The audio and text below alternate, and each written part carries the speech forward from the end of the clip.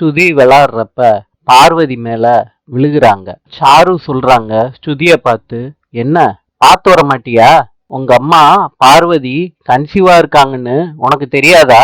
பாட்டி சொல்றாங்க ஸ்ருதி கண்ணு முன்னு தெரியாம பார்வதி மேல மோதிட்டா. இந்த குடும்பத்தோட வாரிச அவ சுமந்துகிட்டு இருக்கா. இப்படியா இருப்பா? பார்வதி பார்த்து பத்திரமா இரு.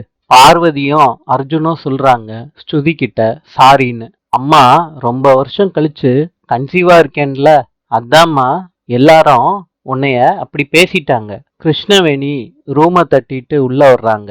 அர்ஜுன் வாங்கம்மான்னு கூப்பிடுறாங்க கிருஷ்ணவேணிய. கிருஷ்ணவேணி சொல்றாங்க இனிமேட்டு ஸ்ருதி என் கூடயே தூங்கட்டும். பார்வதி சொல்றாங்க அத்தை வேண்டாம் அத்தை, என் கூடயே தூங்கட்டும். கிருஷ்ணவேணி சொல்றாங்க ஸ்ருதி சின்ன குழந்தை, அவ காலு கை பட்டு உனக்கு எதுவும் தப்பா நடந்துடக்கூடாதுல்ல, வா ஸ்ருதின்னு கூட்டிட்டு போறாங்க கிருஷ்ணவேணி. ஸ்ருதி பார்வதிய திரும்பி பாக்குறாங்க கவலையோட.